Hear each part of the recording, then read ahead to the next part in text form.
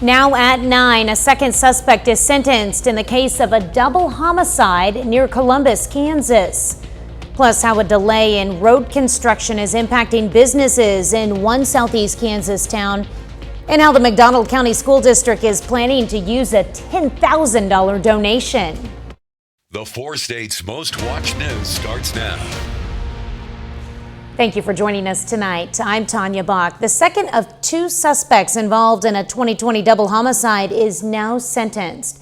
In June of 2020, authorities found the bodies of Blaze Swank and Kylan Shook in a rural area north of Columbus, Kansas. In the days following, law enforcement arrested Mark Hopkins II and 32-year-old Kimberly Blizzard for the murders. In December of 2021, a judge sentenced Hopkins to life without the possibility of parole for 50 years. Blizzard pled guilty to 2 counts of second-degree intentional murder, and now the McCune woman has received her sentence, roughly 27 and a half years in prison. Southwest Missouri authorities search for a couple of people wanted for felony assault on a police officer. A Jasper police officer last night responded to a disturbance at Pete's gas station. The officer saw a man, Brandon David, and a woman, Raven Gomez, arguing in the parking lot. Authorities say during a routine patch search, the pair began punching the officer and knocked her to the ground. They also say the pair left in a black vehicle and ran over the officer's feet in the process. They're wanted on various outstanding warrants and now including felony assault of a police officer. To be the first to get updates on this story and any other breaking news in the area, you can download the KOAM News app. It's available free of charge in the Apple App Store and the Google Play Store. Just search for the KOAM News app.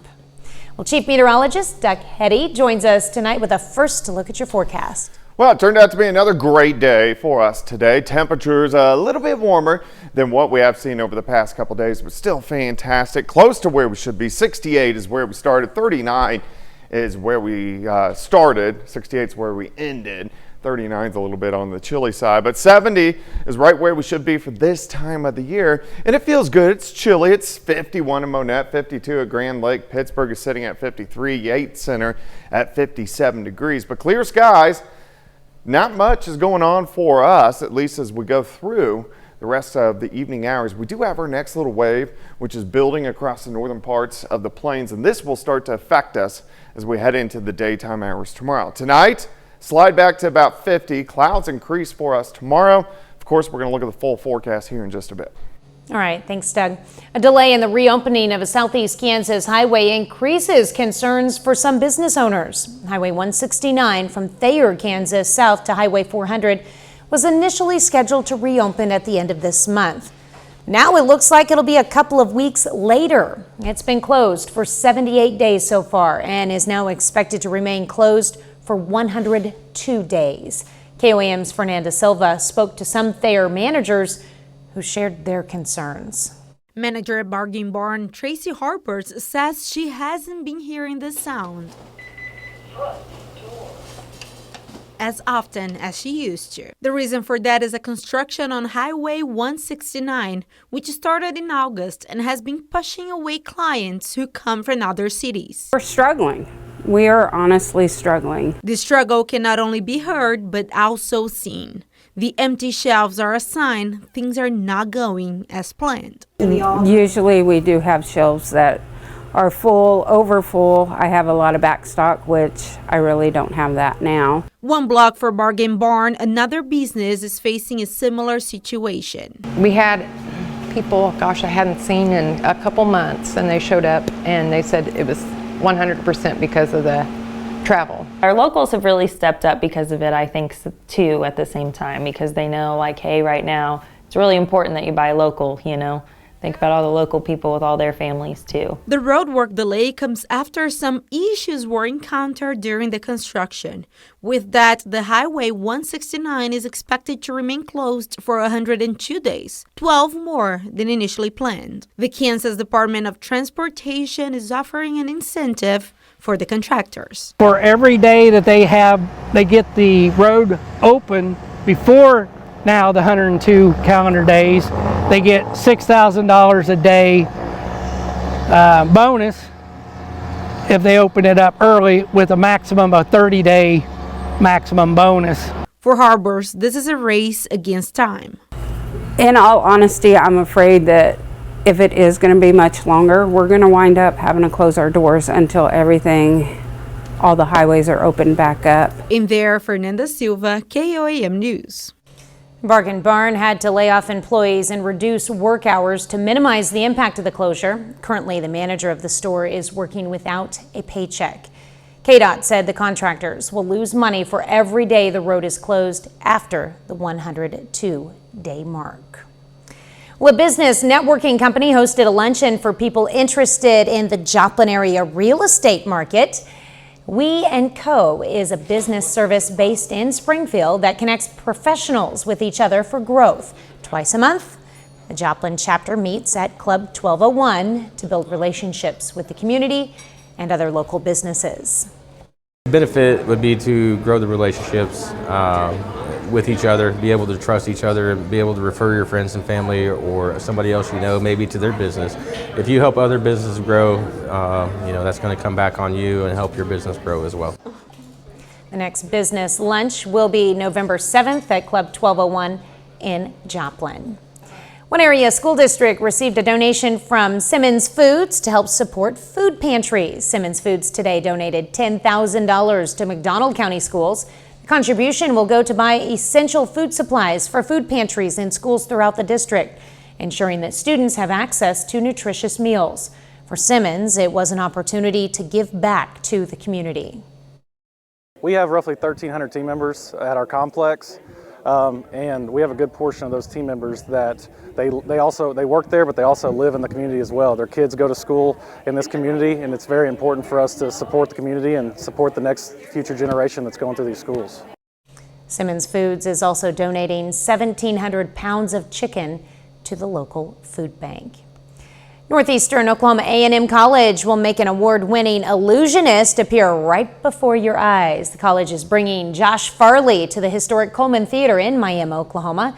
Featured on the primetime CW television show Penn and Teller, Fool Us, Farley is a nationally recognized magician and guest headliner for Masters of Illusion Live, Harrah's Casino and Resort. Farley says expect a great time and some audience participation.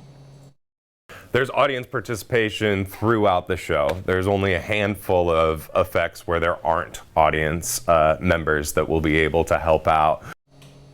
The show will kick off at the Coleman Theater tomorrow at 7. Well, coming up, we'll have tips to help you manage seasonal depression. With temperatures on a downward trend, your mood might be as well. Seasonal depression, also known as seasonal affective disorder, affects 10 million Americans, and that's according to the University of Texas Medical Branch. A Joplin psychologist working for the Ozark Center says the key to managing seasonal depression may depend on the amount of natural sunlight you take in. The change in daylight is a major component of that. With less daylight, a lot of us tend to produce lower levels of serotonin, which are kind of those feel-good chemicals in our brains. Staying physically active in the colder months is another way to manage seasonal depression. Women are nearly 50% more likely to develop depression than men after suffering a concussion or other traumatic brain injury. That's according to new research in San Francisco. Doctors are not sure why women are more susceptible, but say they should be aware of the risk of developing depression after a brain injury, even if they have no prior history of mental health challenges. And a study in Canada finds people without housing accounted for a disproportionately large number of opioid-related deaths. Researchers say lack of housing can influence substance use, raising the risk of people turning to illegal and dangerous street drugs. Homeless individuals who died from opioids were often younger and lived in an urban area. Well, Doug is next with a complete look at your forecast. And later, the Missouri Southern Lions look to get the regular season sweep on MIAA rival Northwest Missouri. Sports Director John Dales will have the highlights.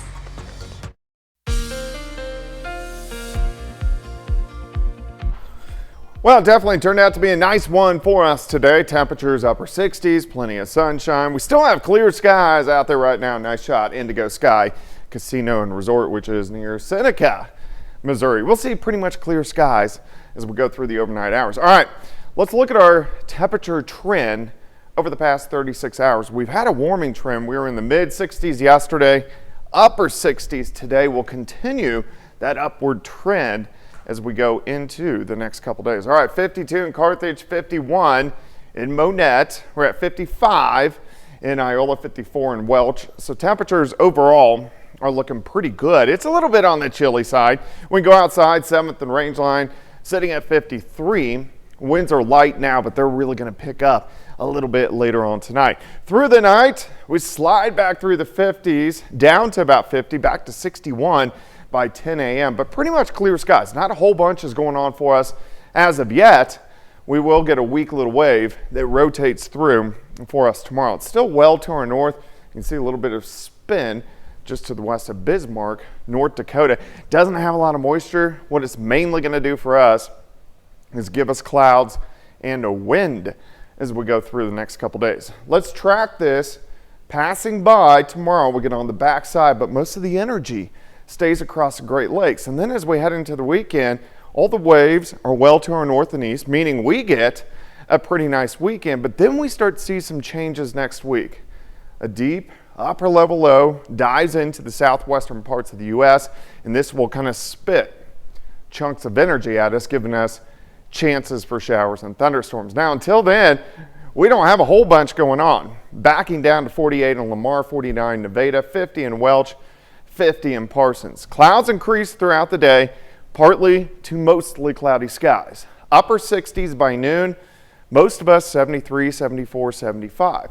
Let's look at 4:30 in the afternoon, some light showers with a cold front passing by. These are mainly going to be on the Missouri side. They're going to be very light and they won't last long. As the clouds break up tomorrow night, we drop back into the upper 40s once again. As we go into Thursday, partly sunny, looking pretty good. Temperature still, just a smidge cooler, but still pretty nice as we go into lower 70s for afternoon highs. All right, here's your day planner for Wednesday. 53 in the morning, 69 by noon, a lot of clouds, 74 for a high. And if we look at the winds, we're going to have winds kind of gusting in that 20 to 30 mile per hour range as we go through the morning into the afternoon until this front passes by. Even behind it, it's still going to be breezy by the time we head into Thursday. 74 tomorrow, 71 on Thursday, 73 Friday, a great stretch of fantastic fall-like temperatures. And then look at those rain chances really increasing for us as we get into next week. Well, we need the rain. We can always use it, but it's nice to have a little bit of a dry stretch in there too to get stuff done. It's been really pretty good weather over the past 10 days or so. Yeah, beautiful weather. I love this time of year. Yay. All right, thanks, Doug. Well, coming up, car repair shops in Missouri discuss how ongoing auto workers' strikes are impacting the supply of parts. The IRS is moving ahead with a plan to build its own free tax filing program. Direct File is a pilot version that will be available to some taxpayers in 13 states next year. Eventually, the IRS tax filing system could serve as an alternative to private tax preparation companies like H&R Block and Intuit's TurboTax. But for now, the online pilot program will be very limited in scope. The IRS anticipates at least several 100,000 taxpayers will decide to participate in the program. The Biden administration is cracking down on the types of semiconductor chips that can be exported to China, citing national security concerns. The Commerce Department announced an expansion of policies first introduced last year. The goal is to hamper China's ability to procure advanced computing chips for the manufacture of advanced weapon systems. With the auto workers strike going on for more than a month now, factory parts for some vehicles are harder to get. Chris Bryan explains what local repair shops are saying about the status of parts in Missouri and how this could affect you the next time your car is in the shop. Almost all of us rely on our vehicles, whether it's to get to work, take the kids to school, or grocery shopping. But when a breakdown happens and repair is needed, it's almost a major disruption to our lives. But what about if that part you need isn't available? And if they don't have it, they don't have it. That's really hard to hear on our side of the phone, that I got to figure out another way around. Auto repair shops from across the country are looking for parts. As I talked to a parts vendor this morning, he said that there's places from California, New Mexico, Arizona calling right here in Springfield because they think he might have a factory part. It's not just the probability of not having a part, but the cost is another factor for local repair shops. You know, everything the car business has been through the last few years, I'd say keeping us up at night. I mean, we adapt and go, and we're hopefully going to be there for the customers to do just the best that we can with what we've got. I mean, we've made it through some pretty hard times. Some dealerships are still trying to get things back to normal following the COVID-19 outbreak. Well, we're still feeling some of the effects of the pandemic, and then, of course, some of the process has changed, and it is, you know, it is still difficult to get certain parts. There's still stuff that's on constraint. Clay Maxey Ford says eventually the effects of the strike are going to be passed along to the consumer. The prices are going to go up on the parts, and the longer that this takes, and of course the more that the higher the wages they go, it's just going to find its way to the overall cost. For the nearly 60-year-old parts department at Maxey Ford, we loaded up on parts in our parts department. We've got the normal maintenance items, the high volume items we have tried to stock up on. For the customers, this again, we'll probably see some trade-in values go up. There will be some gain out of this for the consumer. However, the products, the new cars, are probably going to increase again. For Atwood, local repair shops are working together to make it through this. We are leaning on each other, whether it's a specialty tool that, you know, everything takes a specialty tool now, or a supplier. Sometimes it's sharing a supplier. I'm very thankful to be in this part of the country. Makes a huge difference having people that'll work with you instead of against you. When it comes to parts, Atwood says his technicians and himself are getting back to taking them apart, diagnosing the problem, and rebuilding the part from scratch. It's a way of getting back to the basics of being an auto mechanic.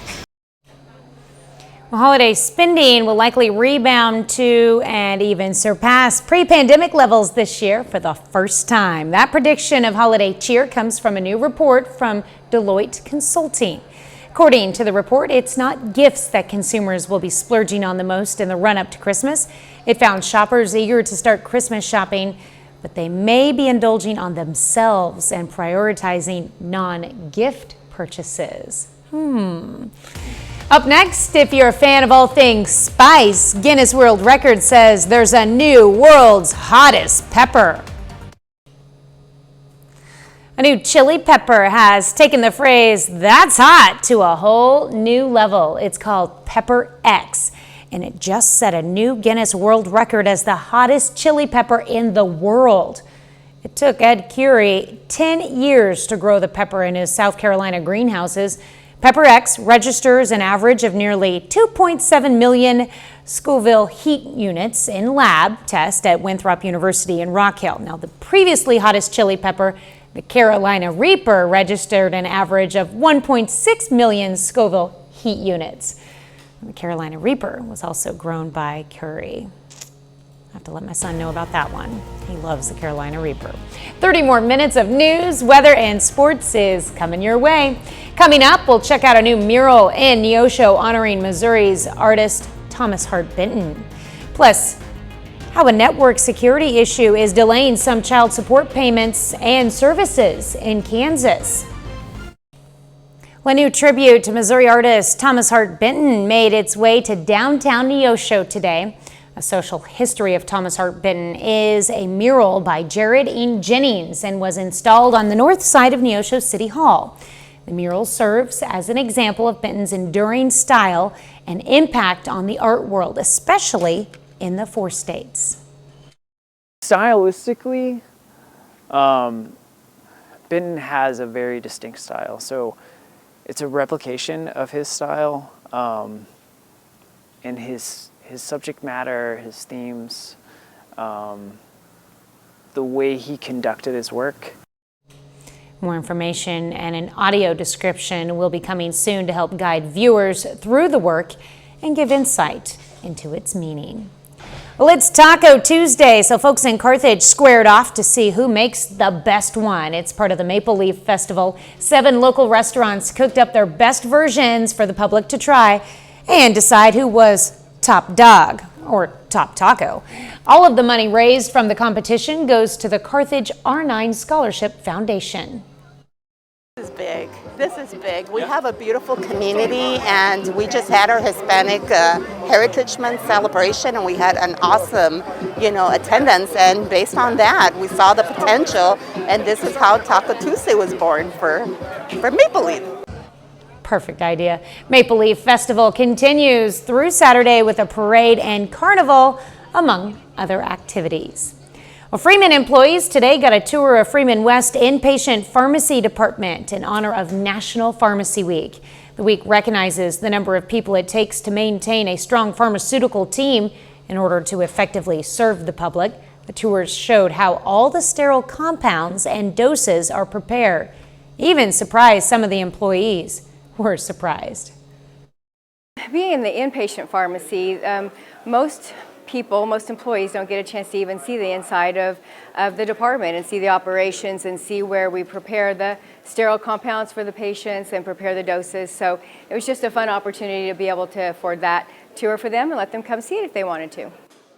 The Freeman Inpatient Pharmacy team in Joplin consists of nearly 90 employees, including 28 pharmacists. Network security issues for the state of Kansas means some child support payments and services will be delayed. The Kansas Judicial Branch has been forced to process more paperwork offline. Now the Kansas Department for Children and Families says that's leading to delays on various court orders that could mean child support checks will arrive later than expected. Jim Jordan has been horse trading and arm twisting to find the votes he needs to secure the House gavel. He's come up short so far because of dissension within his own party. Will he ever get there? Fox News correspondent Caroline Shively has the latest from Washington. Jim Jordan is strategic, scrappy, tough, and principled. He is a mentor, a worker, and above all, he is a fighter. Jim Jordan is within reach of becoming the next House Speaker, but his first attempt to secure the gavel on the House floor came up way short. The Speaker has not been elected. I still believe he can unite this conference. Jordan must flip at least 20 Republican skeptics to win a majority of the full House. Jim Jordan asked me to support him. We had a frank conversation on Sunday. I told him that I was with McCarthy. I've always told him I was with McCarthy. How did it feel to lose the first round? The longer this drags on, the worse it could get for Mr. Jordan. With no speaker for the past 2 weeks, the House hasn't done any work, like passing bills or getting emergency aid to Israel. While Democrats have been pushing for the House to get back to business, they are less than thrilled about a potential Speaker Jordan. A vote today to make the architect of a nationwide abortion ban, a vocal election denier, and an insurrection insider to the Speaker of this House would be a terrible message. They view the House Judiciary Chair as a Trump-supporting extremist, and Democrats are totally united, again nominating Hakeem Jeffries to lead the chamber. He is also the candidate with the most credibility.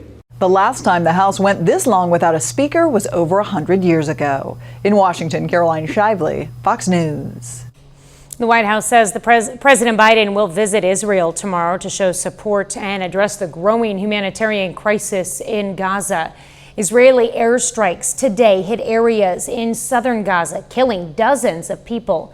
It happened in a part of the territory where Israel's military told Palestinians to go after evacuating the north ahead of a possible ground invasion. Israeli military said it was targeting Hamas hideouts and command centers. A little bit later, Congress stepping in. College athletes are winning big when it comes to making money on their name, image, and likeness, but some say it's gotten out of hand. I'm Rebecca Castor in Washington. Why Congress wants to step in, coming up.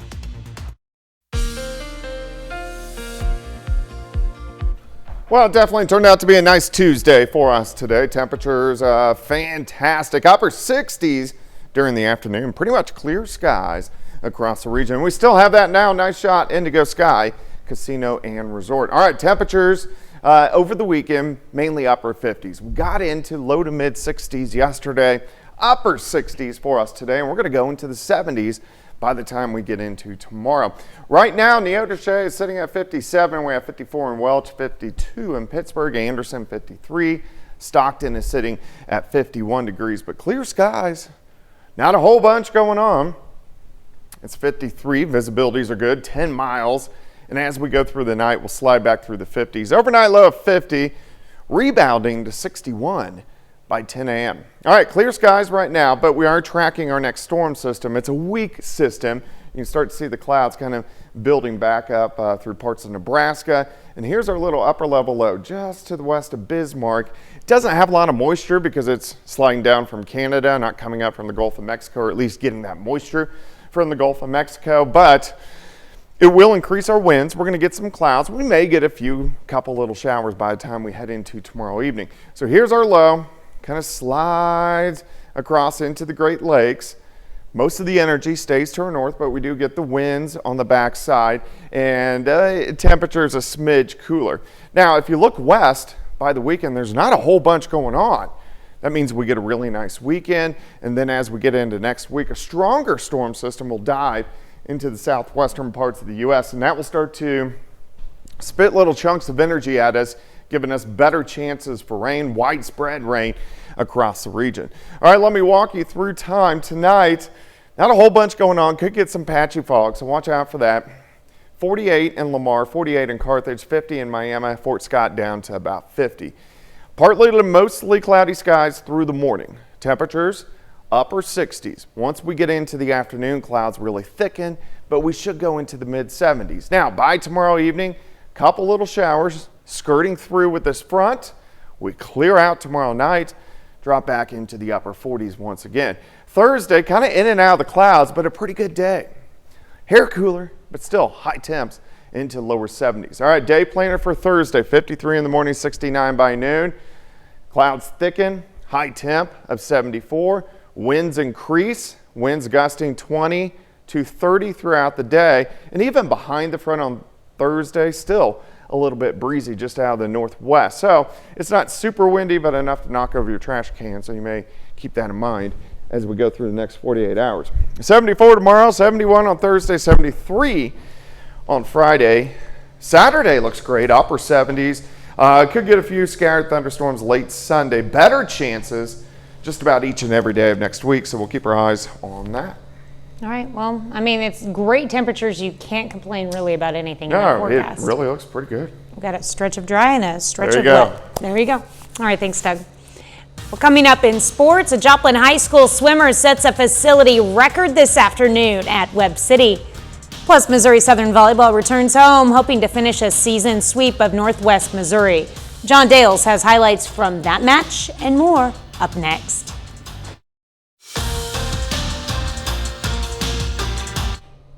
Missouri Southern Volleyball enters this evening at 5-6 in MIAA play.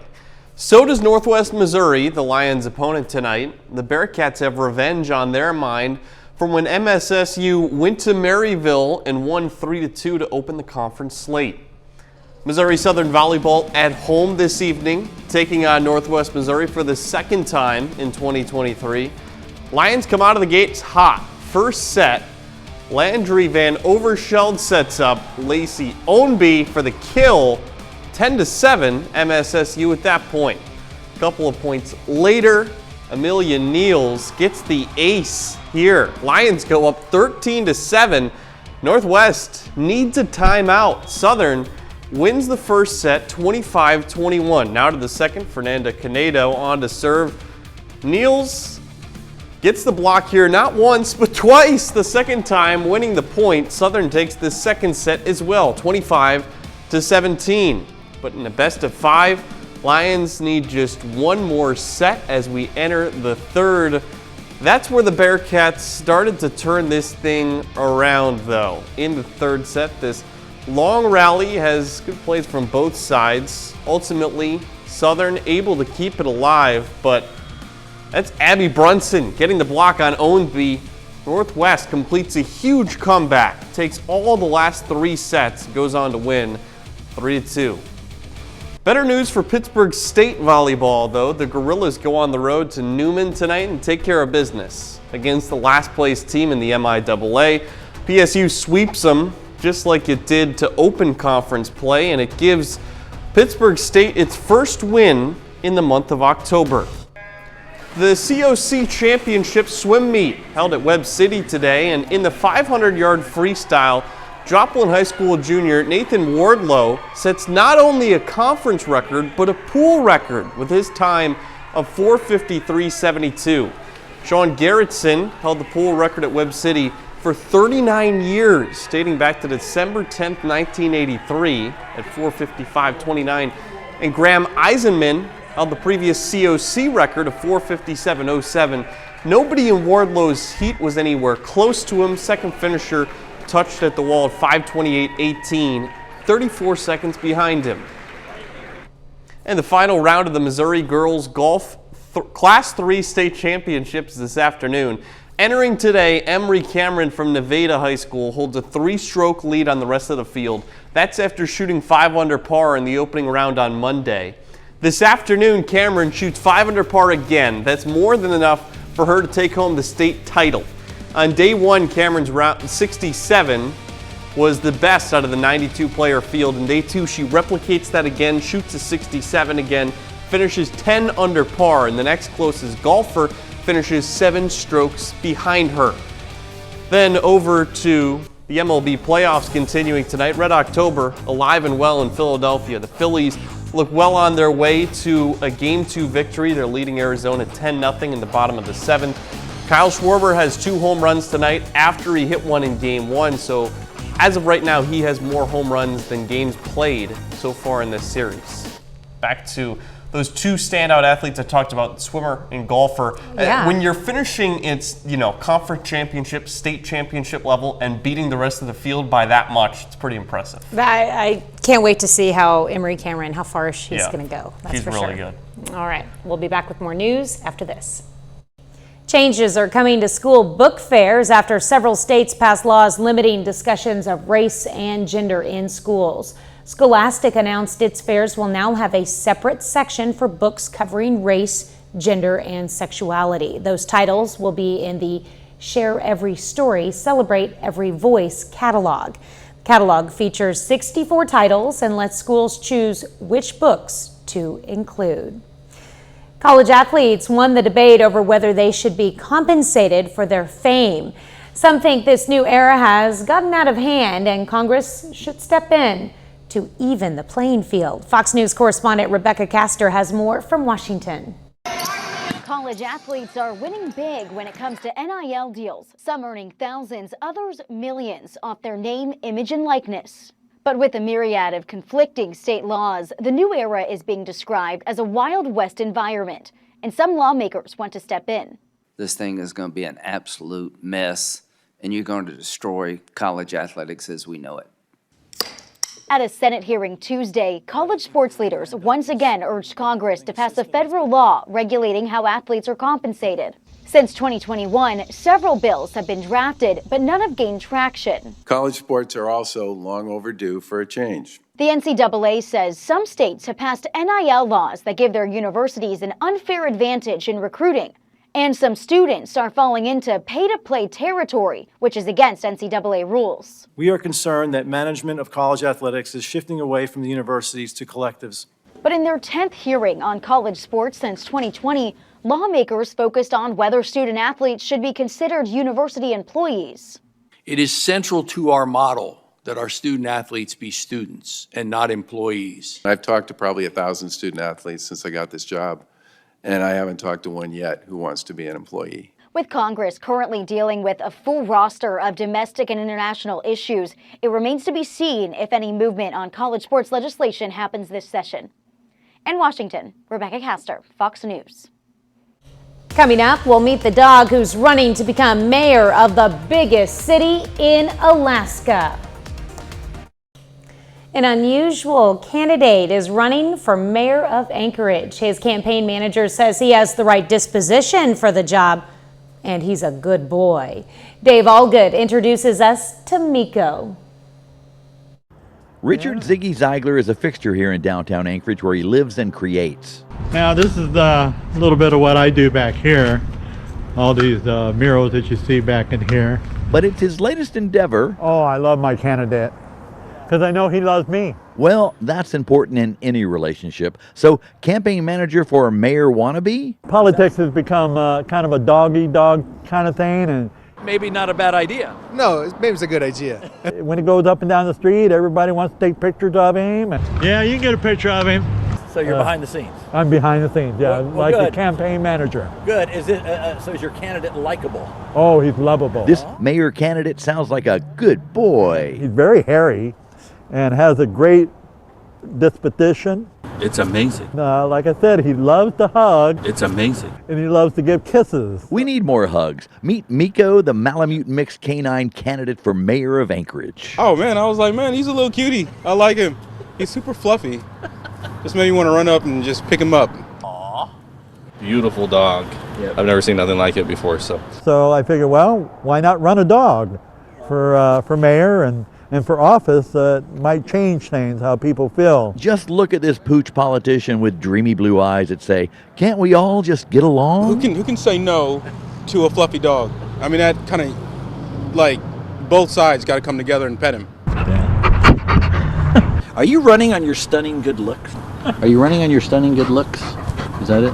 There you go. Okay. My dog's running for mayor. I'm his campaign manager. Miko for mayor! And Roger here got a kick out of Miko and thinks today's politicians are full of... Politicians do what the dogs usually do in your backyard. Poop emoji. Yeah, I would say yes. So in a town where dogs and the Iditarod rule, Miko might just be the right write-in candidate for right now. He's got my vote. And I'm supposed to be impartial, but he's so huggable. He's got my vote now. As perfect as Miko seems, even he's got his price. You can't influence him. I hate to say that. A treat will always get him to respond to you. Wait. Okay. Even the ones with paws have flaws. Well, these two will always be political allies, and that's... Yes, a good boy. Yes, you are. The All Good News. And you can't deny he's so fluffy. That's our time for tonight. Thanks for joining us. We'll leave you with video of polar bears enjoying a plastic pool at a zoo in Washington. Have a great night and an even better tomorrow.